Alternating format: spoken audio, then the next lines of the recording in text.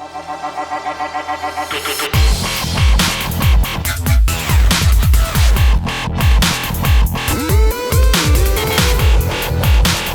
guys, Ashlane here, coming at you today with how to 3-star those pesky ring bases at Town Hall 11. Today we're going to go over some strategy keys, 3 different variations on how to 3-star bases. Now it's an easy task if you know what you're doing. So what we're going to cover in today's episode is choosing your army from 1 to 3 golems, 12 to 15 witches, choosing how many to bring, choosing earthquake versus jump, some base engagement differences versus Town Hall 10 engagement, and when to use your Eternal Tome ability on your Grand Warden.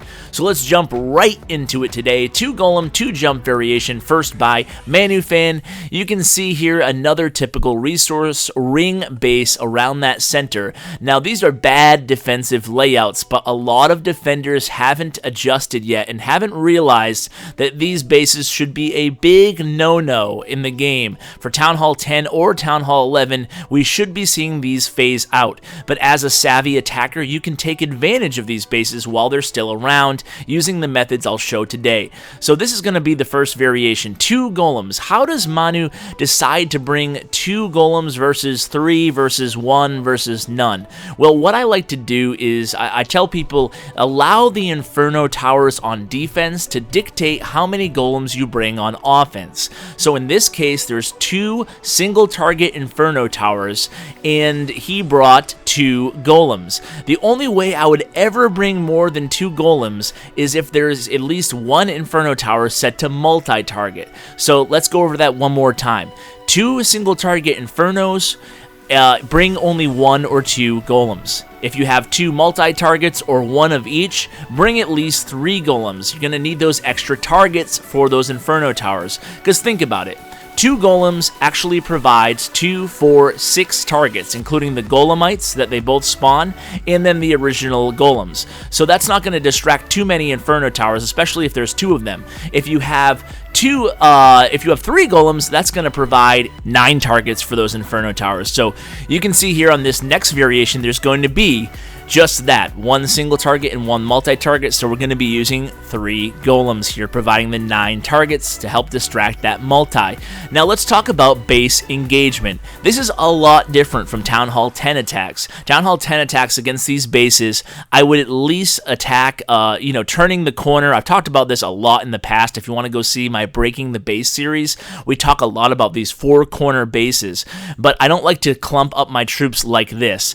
You can see 2 jumps again for mobility. We'll get into that in the second half of the raid, but as far as how to engage the base, using a wall breaker against these 4 corner bases on the initial engagement, and then using a jump spell, and then funneling your entire army in from there is actually quite effective, because let's think about it here. You're not necessarily concerned with taking down the town hall or the center of the base as a first priority as you are on most 2-star attempts. You actually want to get every single unit on the base, on the entire base, down, because you're going for 3 stars here, not 2 stars. That is your main goal. So having your troops necessarily all funnel to the center isn't as pivotal as it is on those 2-star traditional attacks where you really need your troops to go to the center. Now also, I promised we'd talk about the jump spells versus earthquake spells, and that's really easy to cover.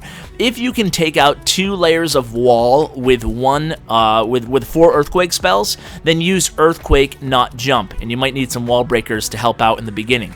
If you can't take out 2 layers of wall, like these first 2 examples, well, go ahead and use 2 jump spells and just stagger them appropriately to funnel some of your troops to the center. On the 3rd replay, we'll cover the 4 earthquake variation. So it's another ring base. This is not a resource ring base. It looks like it, but it has offensive units around the core as well. But it's still the same idea with that center compartment with almost everything in there. This attacker's a little bit smarter. He separates his eagle artillery instead of having that in the center as well. That's very important for defenders to remember, to separate their eagle artillery. It's generally not a good idea to have it clumped up in the center of the base with the inferno towers. So like I said, this defender, a little bit different of a base design, and Slugger from Battle Elite is able to go ahead and use that earthquake spell to access the center of the base. So this is a really, really good attack here, and you can see he decides to still bring a jump spell for the far side of the attack, but he utilizes promises a lot of bang for his buck on those earthquake spells as the initial engagement of the base.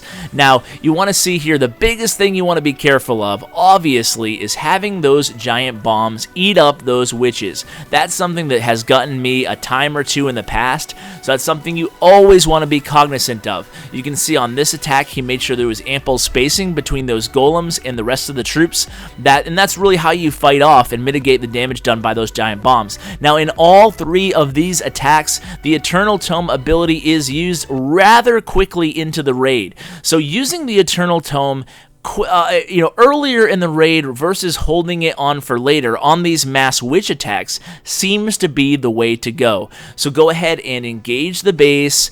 When you have your troops all clumped up towards the center of the base, towards the spot where they're going to be seeing the most defensive attention, then go ahead and use the Eternal Tome ability. If you have a freeze spell, go ahead and use it before the freeze spell. That should probably be the first damage mitigating tool that you have in your arsenal that you want to use each attack.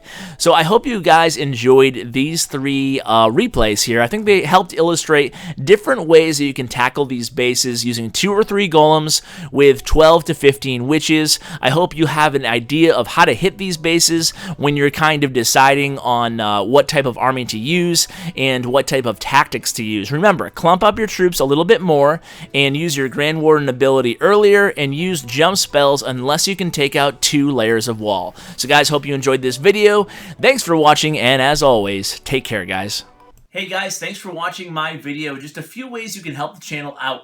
Number 1, like. Number 2, subscribe. And number 3, comment. Tell me what you think of the video. I really appreciate it, guys, and it really helps me out a lot. Also, you can find me on social media. I'm active every day on Twitter at @clash_with_ash and on Bindle chat group #ClashWithAsh. And as always, you can find me on my website at www.clashwithash.com. Thanks, guys.